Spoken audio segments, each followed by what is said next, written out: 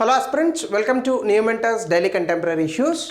So ఈరోజు కంటెంపరీ ఇష్యూస్లో మొదటి టాపిక్ వచ్చేసి India emerges third largest power generator. అంటే విద్యుత్ ఉత్పత్తికి సంబంధించి, ఎస్పెషల్లీ క్లీన్ ఎనర్జీకి సంబంధించి భారతదేశం 2019, 2024 ఈ 2 సంవత్సరాల మధ్య, రెండంటే 5 ఏళ్ళ గ్యాప్ ఉంది, చైనా, అమెరికా తర్వాత అత్యధికంగా విద్యుత్తును ఉత్పత్తి చేసినటువంటి దేశంగా నిలిచింది. ఇది ఎందుకు అంటే ఆబ్వియస్గా 140 కోట్ల మంది జనాభా ఉన్నటువంటి దేశంలో డిమాండ్ అనేటటువంటిది ఎక్కువగా ఉంటుంది. అలాగే ఇటీవల కాలంలో ముఖ్యంగా ప్యారిస్ క్లైమేట్ సమ్మిట్ 2015 జరిగిన తర్వాత భారతదేశం క్లీన్ ఎనర్జీ అంటే సోలార్, విండ్, ఇట్లా ఫాజిల్ ఫ్యూయల్స్ కాకుండా, శిలాజ ఇంధనాలు కాకుండా పునరుత్పాదక శక్తి ద్వారా నిర్మించేటటువంటి విద్యుత్ ఏదైతే ఉందో దాని మీద చాలా ఎక్కువగా ఆధారపడుతుందని అనకూడదు, కానీ అడాప్ట్ చేసుకుంది. అంటే దాన్ని ఉత్పత్తి చేయడానికి ఎక్కువగా ఉత్సాహం చూపిస్తుంది. సో ఈ కారణాల వల్ల, ఇందులో వచ్చినటువంటి అధిక పెట్టుబడుల వల్ల భారతదేశం అత్యధికంగా విద్యుత్ ఉత్పత్తి చేస్తుంది. అలాగే రీజన్స్ ఏంటంటే ఇందాక చెప్పినట్టుగానే కమర్షియల్గా, వ్యాపారాత్మకంగానే, అలాగే ఇళ్లల్లో కూడా ఏసీలు పెరుగుతున్నాయి. ఏసీ లేనటువంటి ఇల్లు ఉండట్లేదు. అఫ్కోర్స్ పేదవాళ్ళు కూడా ఉన్నారు, నేను కాదని అన్నాను. ఎందుకంటే జనాభా ఎక్కువ కాబట్టి దేశము ఆబ్వియస్గా అట్లా ఉంటుంది.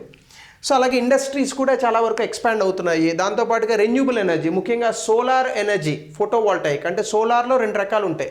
ఒకటి సోలార్లో థర్మల్ ఉంటుంది, ఇది విద్యుత్ ఉత్పత్తి చేయదు, కేవలం వేడి చేస్తుంది అనమాట. అంటే సోలార్ కుక్కర్స్ అవి ఉంటాయి చూడండి, ఎండలో పెడితే వేడి ఎక్కుతాయి, అట్లాంటివి. అట్లా కాకుండా విద్యుత్ ఉత్పత్తి, ప్యానల్స్ వేసి మనం విద్యుత్ని చేస్తాం కదా, దాన్ని ఫోటోవాల్టాయిక్ అంటారు, పీవీ.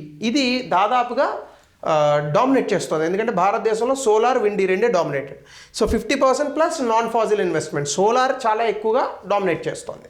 సో ఈ కారణాల వల్ల మనకి విద్యుత్ ఉత్పత్తి అనేటటువంటిది పెరిగింది. అలాగే క్లీన్ ఎనర్జీ 83% 2024లో వచ్చినటువంటి పెట్టుబడులన్నీ కూడా ఈ పునరుత్పాదక శక్తిలోనే వచ్చాయి. So that is very commendable thing in India.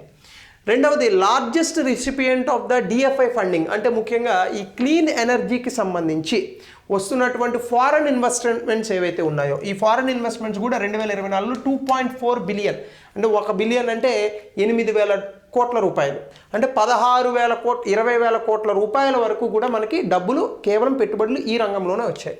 అలాగే ఫారెన్ డైరెక్ట్ ఇన్వెస్ట్మెంట్, విదేశీ ప్రత్యక్ష పెట్టుబడులు కూడా డబుల్ అయ్యాయి 2023తో పోల్చుకుంటే. 100% ఎఫ్డిఐ. సాధారణంగా మనకి ఏ రంగాల్లో ఎంతవరకు ఫారెన్ కంపెనీస్ ఇన్వెస్ట్ చేయొచ్చు అనేటటువంటిది ఒకటి ఉంటుందన్నమాట. సో అందులోనే భాగంగా ఎఫ్డిఐ 100% అలౌడ్, ఎస్పెషల్లీ రెన్యూబుల్ ఎనర్జీకి. అంటే ఒక కంపెనీ పెట్టామనుకోండి, 100% విదేశీ డబ్బులతో మనం పెట్టుబడి పెట్టచ్చు.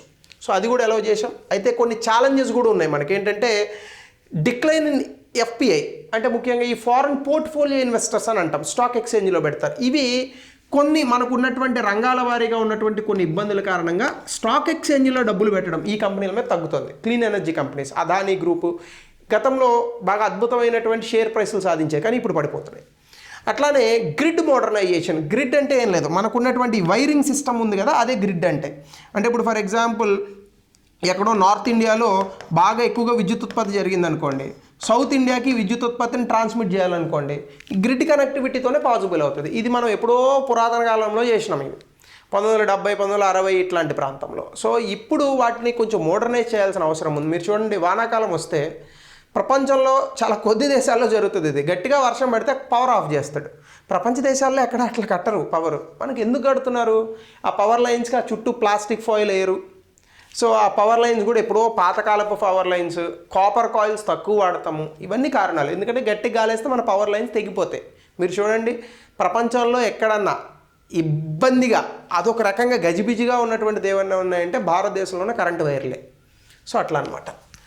ఇక రెండవది పర్ఫార్మెన్స్ గ్రేడింగ్ ఇండెక్స్. అంటే భారతదేశంలో రాష్ట్రాలు ఎడ్యుకేషన్, విద్యారంగానికి సంబంధించి ఎలా తమ పనితీరును కనబరుస్తున్నాయి అనేది ఈ యొక్క పర్ఫార్మెన్స్ గ్రేడింగ్ ఇండెక్స్ అనేటటువంటిది. సో ఇది ఎవరు చేస్తారు అంటే మినిస్ట్రీ ఆఫ్ ఎడ్యుకేషన్ దీన్ని రిలీజ్ చేస్తుంది. మొన్ననే రిలీజ్ చేశారు. పర్పస్ ఏంటంటే రాష్ట్ర ప్రభుత్వాలు, కేంద్ర పాలిత ప్రాంతాలు విద్యలో ఎటువంటి నాణ్యతను అందిస్తున్నాయి, యాక్సెసిబిలిటీ ఎంత తక్కువ కాస్ట్లో ఎఫోర్డబుల్గా ప్రజలకి యాక్సెసిబుల్గా, అంటే ప్రతి 3 కిలోమీటర్లకి ప్రైమరీ స్కూలు, 5 to 10 కిలోమీటర్స్కి అప్పర్ ప్రైమరీ స్కూలు, అలాగే ప్రతి జిల్లాలోని లేదా ప్రతి మండలంలోని కూడా జూనియర్ కాలేజ్ ఇట్లాంటివి ఉన్నాయా లేవా అనేది చెక్ చేస్తారు. గ్రేడింగ్ స్కేల్ కూడా దీనికి 1000 పాయింట్లు ఇస్తారు. ఈ 1000 పాయింట్లు ఏ పారామీటర్స్కి ఇస్తారు? లెర్నింగ్ అవుట్కమ్స్, అంటే 8వ క్లాస్ పిల్లోడు 8వ క్లాస్ అయిన తర్వాత పొందాల్సిన జ్ఞానాన్ని పొందుతున్నాడా లేదా. 2 ఇన్ఫ్రాస్ట్రక్చర్, మౌలిక సదుపాయాలు ఎట్లా ఉన్నాయి. 3 పరిపాలన ఎట్లా ఉంది, టీచర్ ట్రైనింగ్ ఎట్లా ఉంది. ఇది అస్సలు ఈ మధ్యకాలంలో సరిగ్గా లేదు.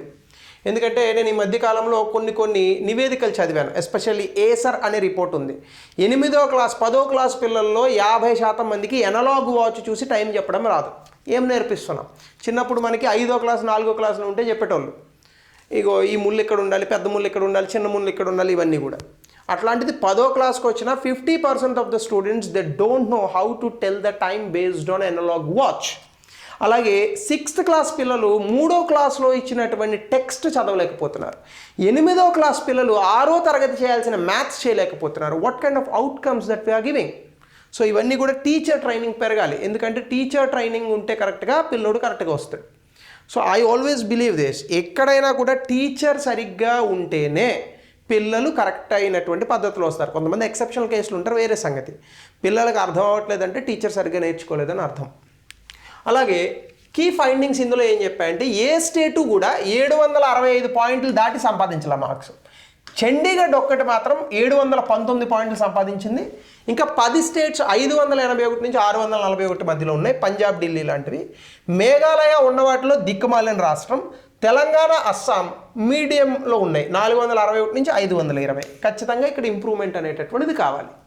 So performance on key indicators కనుక మనం చూస్తే, యాక్సెస్ టు ఎడ్యుకేషన్, అంటే ఎడ్యుకేషన్కి వీళ్ళకి యాక్సెసిబిలిటీ ఉందా, అంటే అందుబాటులో ఉందా అనేది ఏ రకంగా చూస్తారు? ఎన్రోల్మెంట్, ఎంతమంది స్టూడెంట్స్ జాయిన్ అయ్యారు. రిటెన్షన్, 8వ క్లాస్లో ఉన్న పిల్లడు 9వ క్లాస్లోకి వచ్చినాడా లేదా. ట్రాన్సిషన్ రేట్స్, ఇవన్నీ చూస్తారు. అట్లానే బీహార్, తెలంగాణ ఇందులో చాలా అద్భుతమైన ఇంప్రూవ్మెంట్ చూసాయట. అంటే 8వ క్లాస్ పిల్లోడు 9వ క్లాస్కి, 9వ క్లాస్ పిల్లోడు 10వ క్లాస్కి వస్తున్నారు. అట్లానే ఇన్ఫ్రాస్ట్రక్చర్కి సంబంధించి toilets, drinking water, libraries, internet చూస్తారు. ఇగో ఢిల్లీలో అవి చాలా బాగా చేశారు. అలాగే వెయిటేజ్ బేస్డ్ క్యాలిక్యులేషన్ చూస్తే 50% ఆఫ్ ద గ్రేడ్ 5 స్టూడెంట్స్ మ్యాథ్స్లో బాగా స్కోర్ చేస్తే ఇగో దానికి ఇంకో ఇట్లా వేస్తారు. ఇవన్నీ కూడా మనకు అవసరం లేదు, ఎందుకంటే ఇవన్నీ టెక్నికల్ ఫార్ములాస్. మనం ఆ రంగంలో ఉంటే అప్పుడు ఇవన్నీ నేర్చుకోవచ్చు. ఇవన్నీ మనకు అవసరం లేదు. మరి ఎందుకు రాసావు అని అడగచ్చు. నేను చదవలేదని మీరు అనుకుంటారు కదా, అందుకని రాశాను. సో కీ టేకేఎస్ ఏంటంటే, చండీగఢ్ తప్ప మిగతా ప్రాంతాలన్నీ కూడా అంత అద్భుతంగా లేవు. అలాగే కేంద్రపాలిత ప్రాంతం కాబట్టి అది, సో అందుకే విడిగా రాష్ట్రంగా రాయలేదు. ఇన్ఫ్రాస్ట్రక్చర్ అనేటటువంటిది కొన్ని స్టేట్స్లో ఇంప్రూవ్ అయింది. లెర్నింగ్ అవుట్కమ్స్ అనేటటువంటివి మాత్రం క్రిటికల్గా ఫోకస్ చేయాల్సిన అవసరం ఉంది. ఎడ్యుకేషన్లో అసలు రావాల్సిందే అవుట్కమ్. అన్ఫార్చునేట్లీ ఇది తప్ప అన్నీ వస్తున్నాయి. అసలు ఎడ్యుకేషన్లో రావాల్సిందే అవుట్కమ్ కదండి. If you have completed 8th class, then you must be equipped with the 8th class knowledge, or else at least you must be equipped with 7th class knowledge అని ఉండాలి.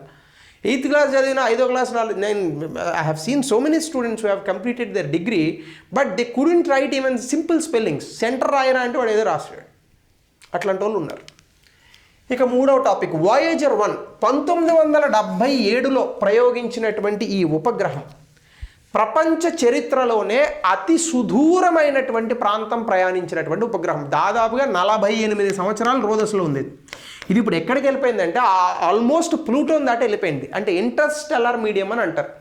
ఒక నక్షత్రానికి మరొక నక్షత్రానికి మధ్యలో ఉన్న స్పేస్, ఆ నక్షత్రం తాలూకా ఇన్ఫ్లుయెన్స్ దాటి వెళ్ళిపోవాలి. అంటే ఫర్ ఎగ్జాంపుల్ సూర్యుడు ఉన్నాడు అనుకోండి, సన్. సూర్యుడి తాలూకా ఇన్ఫ్లుయెన్స్ మనకి ఎక్కడి వరకు ఉంటుందంటే ప్లూటో ముందు వరకు ఉంటుంది. అందుకే ప్లూటోని గ్రహంలోంచి తీసేసాం మనం. దాని తాలూకా సైజు, ఇవి వెళ్ళేది ఇవన్నీ దాటి వెళ్ళిపోతుంది. సో ఇదంతా ఇంటర్స్టెల్లర్ మీడియం అని అంటాం. అంటే ఇప్పుడు ఫర్ ఎగ్జాంపుల్ నెప్ట్యూన్ దాటి వెళ్ళిపోతే, ప్లూటోన్ దాటి వెళ్ళిపోతే ఇంటర్స్టెల్లర్ మీడియంలోకి వెళ్ళిపోయినట్టు. అలా ఇంటర్స్టెల్లర్ మీడియంలోకి వెళ్ళిపోయింది.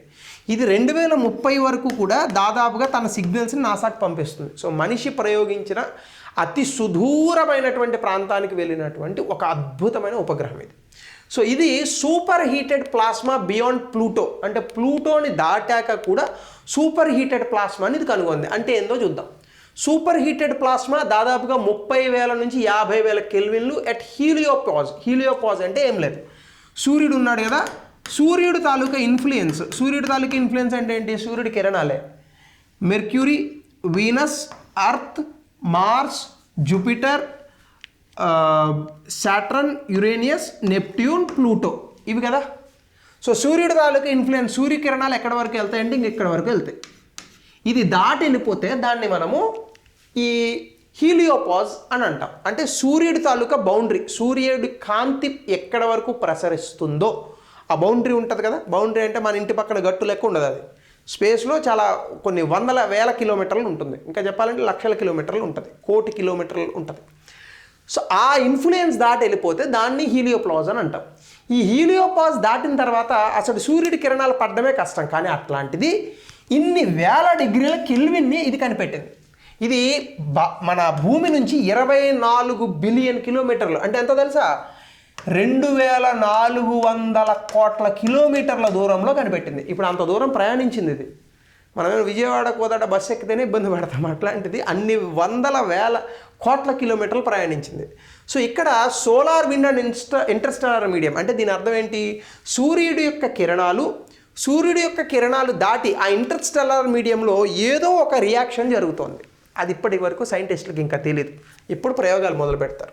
సో ఈ వాయేజర్ గురించి చెప్పాను, 1977లో ప్రయోగించారు నాసా వాళ్ళు, 48 సంవత్సరాలు వెళ్ళింది. ఇది దాదాపుగా first human made object to డోసో, ఎందుకంటే వాయేజర్ 2 కూడా ఉంది మళ్ళీ. సో ఇది 25 ఆగస్ట్ 2012న ఇంటర్స్టెల్లార్ మీడియంలోకి వెళ్ళింది, అంటే ఆ ప్లూటో ఆ ప్లేస్ దాటి వెళ్ళిపోయింది ఇది. సో ఇప్పుడు ఇంకా కూడా డేటా పంపిస్తోంది, ఎంత డిస్టెన్స్లో ఉన్నా కూడా ఆ డేటా రావడానికి కొన్ని నెలలు పడుతుంది, ఎన్ని రోజులు పడుతుంది. సో హీలియోపాజ్ అంటే చెప్పాను కదా, సోలార్ విండ్ అంటే సూర్యుడి యొక్క కాంతి ఇంటర్స్టెల్లార్ స్పేస్ అంటే ఒక చుక్కకి మధ్యలో ఉన్నటువంటి గ్యాప్ కలిసినప్పుడు దాన్ని ఇంటర్స్టెల్లార్ స్పేస్ అని అంటారు. దీన్ని హీలియోపాజ్ అని అంటాం, ఆ బౌండరీని. ఇది ఏం సాలిడ్ వాల్ కాదు, జస్ట్ మనము అర్థం చేసుకోవడానికి తీసుకున్న ఒక రీజన్, టర్బులెంట్ రీజన్. ఇది దాటేస్తే సూర్యుడి యొక్క కాంతి ఉండదు. సో ఇది ఒక బబుల్ కింద పనికొస్తుంది, సోలార్ సిస్టమ్ని కాపాడుతూ ఉంటుంది. ఇది బయట నుంచి వచ్చే ఇన్ఫ్లుయెన్స్ ని ఆపుతూ. సో వీటన్నిటి కారణంగానే భూమిలో ఇవన్నీ కూడా ఏర్పడ్డాయి, మనందరం కూడా ఇట్లా బ్రతుకుతాం. సో ఈ ప్లాస్మా అనేటటువంటిది ఎందుకు హాట్ అవుతుందంటే, సోలార్ విండ్ అంటే సూర్యుడి యొక్క కాంతి నుంచి వచ్చే అయాన్స్ ఇంటర్స్టెల్లార్ స్పేస్ అంటే రోదశలో ఉండి తక్కువ వేగంతో ప్రయాణిస్తున్నటువంటి పార్టికల్స్ ఇంటరాక్ట్ అయినప్పుడు వేడి అనేది పుడుతుంది. ఇప్పుడు ఫర్ ఎగ్జాంపుల్ ఈ లైట్ ఉందండి, ఈ లైట్ ఉంది కదా, ఈ లైట్ నా మీద పడుతుందా, నేను ఒక పార్టికల్, నా ఒళ్ళంతా కొన్ని సెల్స్ ఉంటాయి. ఈ కాంతి నా బాడీ మీద పడినప్పుడు ఏమవుతుందంటే, కాంతి కాబట్టి ఈ కాంతి పుంజం నా బాడీ మీద పడినప్పుడు నా బాడీ హీట్ ఎక్కుతుంది. అందుకే మీరు లైట్ ముందు కూర్చుంటే మీకు చెమట పడుతుంది, అందుకే ఏసీ వేసుకుంటాం, ఎస్ఆర్నో. సో దాన్నే ఇక్కడ ఏమంటారంటే, ఈ కొలిజన్ జరిగినప్పుడు వచ్చే ఆ వేడిని ప్లాజ్మా అని అంటారు. సాధారణంగా ఈ ప్లాజ్మా ఎక్కడ రావాలి, సూర్యుడికి దగ్గరగా ఉన్న ప్రాంతాల్లో రావాలి, కానీ ఇంటర్స్టెల్లార్ స్పేస్లో ఎలా వస్తుంది, ఇది ప్రశ్న. So magnetic turbulence and compression అంటే అక్కడ ఉన్నటువంటి ఈ అయస్కాంత క్షేత్రాలు కానీ కంప్రెషన్ వల్ల కానీ ఈ ఎక్స్ట్రీమ్ హీట్ అనేది వస్తుందట. సో ఏదో మండినట్టుగా కాకుండా పార్టికల్స్ ఇంటరాక్ట్ అవ్వడం వల్ల, ఇప్పుడు చూడండి ఈ రెండు పార్టికల్స్, ఈ రెండింటిని అనండి వేడి పుడుతుంది. ఎలా పుట్టింది వేడి, మీ చేతిలో ఏం నిప్పు లేదు కదా, మరి వేడి ఎట్లా పుట్టింది, అదే ఫ్రిక్షనల్ ఫోర్స్ అంటారు. అట్లా ఇంటర్స్టెల్లార్ మీడియంలో కూడా రెండు పార్టికల్స్ ఇంటరాక్ట్ అవ్వడం వల్ల స్పేస్ ఈ వ్యాక్యూమ్లో ఆల్మోస్ట్ కొంత వేడి పుడుతుంది. అది ఎన్నో డిగ్రీల రెట్టు ఉంటుంది మండిన దానికన్నా. సో దాన్ని కనిపెట్టింది వాయేజర్ 1. సో కాబట్టి ఇక్కడ మ్యాగ్నెటిక్ ఫీల్డ్స్ అనేటటువంటివి కూడా హీలియోస్పియర్ లోపల, హీలియోస్పియర్ బయట డిఫరెంట్గా రియాక్ట్ అవుతాయి. సో ఫిజిక్స్ అన్ని చోట్ల ఒకేలా ఉండదు. అలాగే ఫీల్డ్స్ కూడా ప్యారలల్గా కొంచెం డీపర్ గెలాక్టిక్ కలెక్షన్ అంటే కొంచెం పెద్ద పెద్ద పదాలు ఇవన్నీ. రోదశలో మనకి తెలియనటువంటి కొన్ని శక్తులు అనేటటువంటివి ఉన్నాయి. అవి మళ్ళీ దేవుళ్ళు దెయ్యాలు ఇవన్నీ పెట్టకండి, మీరు సైన్స్ గురించి మాట్లాడుతున్నాను, మళ్ళీ తర్వాత మాట్లాడదాం. సో ఈ గెలాక్టిక్ కనెక్షన్స్ అనేటటువంటి వాటిని అర్థం చేసుకోవడానికి ఈ ప్లాజ్మాని కనుగొనడం అనేది ఉపయోగపడుతుంది. సో దీనివల్ల మనకి ఖచ్చితంగా కాస్మిక్ రేడియేషన్స్ అంటే భూమిని అనేక బయట ఉన్నటువంటి సుదూర ప్రాంతాల నుంచి వచ్చేటటువంటి కిరణాల నుంచి ఇది ఎలా మనల్ని కాపాడుతుంది అనేది అర్థమవుతుంది దీనివల్ల. అలాగే కొన్ని ఫ్యూచర్ చేస్తున్నారు ఈ హీలియోపాజ్ని స్టడీ చేయడానికి. ఐమ్యాప్ లాంటి కొన్ని శాటిలైట్స్ని పంపిస్తుంది నాసానే. సో వీటిని స్టడీ చేయొచ్చు. సో అలాగే stellar wind interactions in other star systems అంటే ఇట్లాంటివి వేరొక చుక్కల దగ్గర, వేరొక నక్షత్రాల దగ్గర ఎట్లా ఉంటాయి, ఒకవేళ అక్కడ కూడా జీవం ఉండే అవకాశం ఉందా, ఇవన్నీ కూడా మనకు కనిపెట్టడానికి ఉపయోగపడుతుంది. So very deep topic and very interesting topic to me. So అందుకే ఇది చెప్పాను. 4th వచ్చేసి ఇంకా హంగర్ స్పాట్స్ అంటే మీ అందరికీ తెలుసు ప్రపంచవ్యాప్తంగా ఆకలి చాలా ఇబ్బందికరమైనటువంటి విషయం. అయితే కొన్ని ప్రాంతాల్లో ఇప్పుడు ఆ ఆకలి వస్తుందట, ముఖ్యంగా ఆఫ్రికా ప్రాంతాల్లో. ఈ హంగర్ స్పాట్స్ అంటే ఏంటంటే ఏ ప్రాంతాల్లో అయితే, ముఖ్యంగా ఆఫ్రికా ప్రాంతాల్లో, ఆఫ్రికాకి ఏమో వేరేది గీశాను నేను. సో ఆఫ్రికా ప్రాంతాల్లో ఇక్కడ ఈ సూడాన్ ఇలాంటి ప్రాంతాల్లో ఆకలి చావులు వచ్చేటటువంటి అవకాశం ఉంది. ముఖ్యంగా వ్యవసాయం లేకపోవడం దీనికి మెయిన్ కారణం. దీనికి పరిష్కార మార్గం కూడా లోకల్ లెవెల్లో వ్యవసాయాన్ని పెంచాలి. దీనికి సంబంధించి సూడాన్లో ఇప్పుడు కొన్ని యుద్ధాలు జరుగుతున్నాయి, అక్కడ టెర్రరిజం ఇవన్నీ ఉన్నాయి. దానివల్ల విపరీతమైనటువంటి కరువు సంభవిస్తోంది. సౌత్ సూడాన్లో ఫ్లడ్స్ వచ్చాయి, అంటే ఈ వరదలు, దీని కారణంగా కొంత ఇబ్బంది వస్తుంది. మాలి అనేటటువంటి దేశంలో అక్కడ కూడా గొడవలు జరుగుతున్నాయి, దీనివల్ల ఫుడ్ ప్రైసెస్ పెరిగిపోయాయి. పాలస్తీనాలో ఈ ఇజ్రాయెల్ మిలిటరీ యాక్షన్స్ వల్ల కొంత ఆకలి అనేటటువంటిది ఇబ్బందికరంగా ఉంది, ఎందుకంటే ఆహార ధాన్యాలు దొరకట్లేదు. హయతీలో వైలెన్స్ వీటి కారణంగా జనాలు డిస్ప్లేస్ అయిపోతున్నారు. అన్నీ సవ్యంగా ఉంటేనే సప్లై చైన్ ఉంటుంది. ఇప్పుడు మన దగ్గర కూడా చూడండి, రేపు పొద్దున ఏదైనా వరదలు వచ్చినాయి అనుకోండి, పాలు పెరుగు ఇవన్నీ ఏం రావు, పాల ప్యాకెట్లు ఇవన్నీ ఏం రావు. ఎందుకు? ట్రాన్స్పోర్టేషన్ ద్వారా రావాలి, ఆగిపోతాయి. సో ఇట్లాంటి పరిస్థితులు వస్తాయి. దీనికి ఈ ఫుడ్ ఇన్సెక్యూరిటీ, ఆహార అభద్రతకి కారణాలు ఏంటంటే ఆర్మ్డ్ కాన్ఫ్లిక్ట్, ముందు యుద్ధాలు, ఇది ప్రైమరీ డ్రైవర్. 2 ఎకనామిక్ షాక్స్, అంటే ఆర్థిక పరంగా ఇబ్బందులు.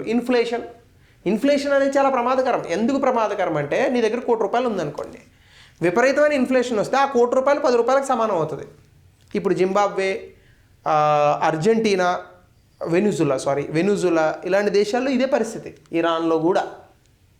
సో మీరు ఇప్పుడు వెనుజులా వెళ్ళారనుకోండి, అర డజన్ అరటిపళ్ళు ₹600. మన దగ్గర అర డజన్ అరటిపళ్ళు ₹20 ఉంటాయి, అంతేనా? ఎందుకు? ఇన్ఫ్లేషన్ విపరీతంగా ఉంటుంది. అంటే మీ దగ్గర ₹1,00,00,000 ఉన్నా ₹1,00,00,000 విలువ ఉండదు. సో దీని కారణంగా సప్లై చైన్ డిస్రప్షన్స్, అలాగే క్లైమేట్ హ్యాజర్డ్స్, మీ అందరికీ తెలుసు, వాతావరణ విపత్తుల వల్ల, వీటి వల్ల ఆకలి చావులు పెరిగే అవకాశం ఉంది. ముఖ్యంగా ఈ స్టేటస్టిక్స్, సూడాన్లో 2 కోట్ల మంది ఈ ఆకలిని భరిస్తున్నారు. సౌత్ సూడాన్లో ఒక 70 లక్షల మంది, మాలీలో 2,600 మంది ఇంకా ఆహారం దొరక చచ్చిపోయే స్టేజ్లో ఉన్నారు. పాలస్తీనాలో ఒక 50 లక్షల మంది, 5 లక్షల మంది, హైతీలో ఒక 8,400 మంది విపరీతమైన ఇబ్బందులకర పరిస్థితుల్లో ఉన్నారట. అంటే వీళ్ళందరూ ఆకలి చావులకి దగ్గరగా ఉన్నారు. సో ఇమాజిన్, ఎనీథింగ్ హ్యాపన్స్, మనం లైఫ్లో తట్టుకోగలం 3/3/3 ఫార్ములా తప్ప. అంటే 3 minutes we can live without air, గాలి లేకుండా 3 నిమిషాలు బ్రతకగలం. 3 days we can live without water, అంటే నీరు లేకుండా 3 రోజులు బ్రతకగలం. 3 weeks we can live without food, 3 వారాలు ఫుడ్ లేకుండా బతకగలం. ఇది దాటితే కష్టం. ఇంటర్నెట్, కరెంట్ అఫైర్స్, యూపీఎస్సీ, ఉద్యోగాలు, ఇవన్నీ ఈ 3 తర్వాతే వస్తాయి, 3/3/3 ఫార్ములా. సో ఇవి వాళ్ళ పరిస్థితులు. గ్లోబల్ హంగర్ స్పాట్ అనాలిసిస్ చూస్తే ముఖ్యంగా 13 దేశాలు ప్రపంచవ్యాప్తంగా ఈ హంగర్ స్పాట్స్లో ఉన్నాయి. డెమోక్రటిక్ రిపబ్లిక్ ఆఫ్ కాంగో చాలా ఇబ్బందికరమైన పరిస్థితుల్లో ఉంది, ఎందుకంటే అక్కడ దెబ్బలాడుకుంటున్నారు బాగా. నైజీరియాలో కూడా విపరీతమైనటువంటి ఎండ, ఈ ఎడారి, వీటి కారణంగా కొంత ఇబ్బంది ఉంది. ఇథోపియా, కెన్యా కొంచెం ఈ మధ్యకాలంలో కొంచెం బెటర్గా బయటకు వచ్చాయి. సో వీటికి సమాధానం ఏంటంటే సింపుల్. ఫస్ట్ ఆఫ్ ఆల్, అన్ని దేశాల్లోని కూడా లోకల్ అగ్రికల్చర్, స్థానికంగా ఉన్నటువంటి వ్యవసాయాన్ని బాగు చేయాలి. మనిషి అత్యధికంగా ఫుడ్ కోసం ఆధారపడిన రంగం వ్యవసాయమే. That's why agriculture is important. So ఇది ఈరోజు సెషన్. మళ్ళీ మనం కొత్త టాపిక్స్తో యథావిధిగా రేపు కలుద్దాం. Thank you. Have a nice day.